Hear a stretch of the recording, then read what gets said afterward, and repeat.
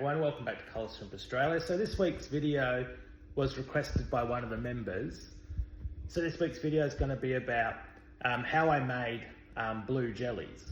So this was a long-term project for me that started way back in 2017.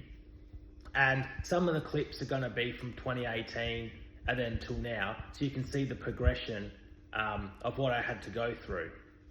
So in this video, I'll explain the genetics, what processes I did to achieve this, and what to look for when you're trying to make this line. And overall, I hope this gives you an idea of the time and length that was required to make this shrimp, and also the way that I did it using the correct genetics based on the resources that I had at the time. So here's the shrimp breeding chart I'd like to refer to. So as you know, there is some mistakes in this, like you know, the Blue Diamond, the Blue Dream, and a few others to highlight. But here I'd like to focus on this part of the tree, where you have red cherry to red really to red really blue gene, and then blue really, and then blue jelly down here. So I started mine with some red willies that I got out of my red cherry, and then I started getting some that were a bit of a blue really with a bit of markings, and some that were red blue gene really that had the blue in the middle and the red head. And then after lots of culling and a lot of effort and time, I started getting more blue jellies and more blue jellies, and I started getting less red really and less blue gene red really. So as the line developed more and more, I started getting a lot more blue jelly to pretty much now I get 99% blue jelly and a few throwbacks. So as a line gets more developed, you get less throwbacks. Of course you get some, but in a really, of course you get a fair of some, but as the line got more and more developed to what I wanted, what I was targeting, the amount of throwbacks got less and less. So in the next clips, I'll just show you a few little clips of the colony and some photos from how it started to how it's going now. And yeah, hopefully you enjoy. In this clip, you can see this is the blue gene, really. So this is about a year into the project where I started getting a fair few of these, and I put them all in a tank. And I was in this selection process, I only started with about 6 or 7.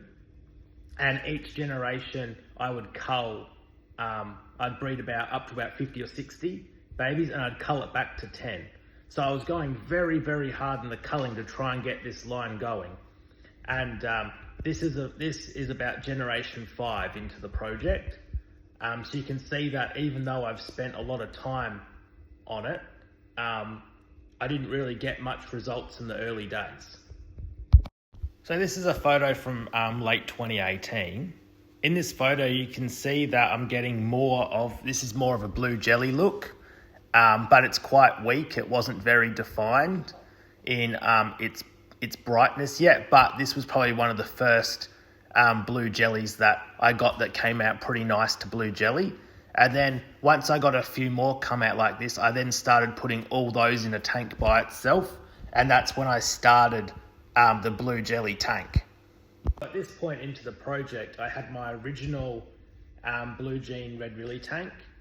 I had my ones that were mostly blue jelly but had a little bit of red on them. I had that tank, and now I had this new blue jelly tank. So I had 3 tanks going, and I was culling the blue jelly tank very, very hard to try and get the throwbacks out of it and more stabilize that color. And then at the same time, once I had that going, my red willy tank, I tried to cull everything out of that and just keep the red willy and stop getting the blue gene willy. And then later on, about a year after from there to about mid 2019, late 2019, I got rid of the blue gene red willy tank because I was running out of space. In hindsight, I probably should have kept it. And I just focused on breeding red willy and blue jelly. So they're the 2 I've started focusing and just trying to improve those lines to get them really nice. And now today I'll show you what my blue jelly tank looks like. It's quite nice. Something I'm really proud of that I achieved.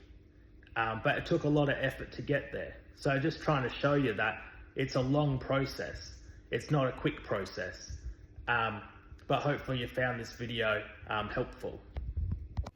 So this is where my blue jelly colony ended up.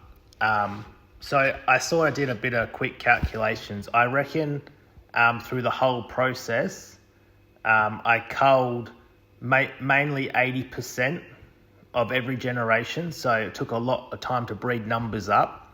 And I reckon I culled over 5,000 shrimp from this line from start to finish. So I culled a lot of shrimp, but I got the result I wanted, and I'm really happy that I did.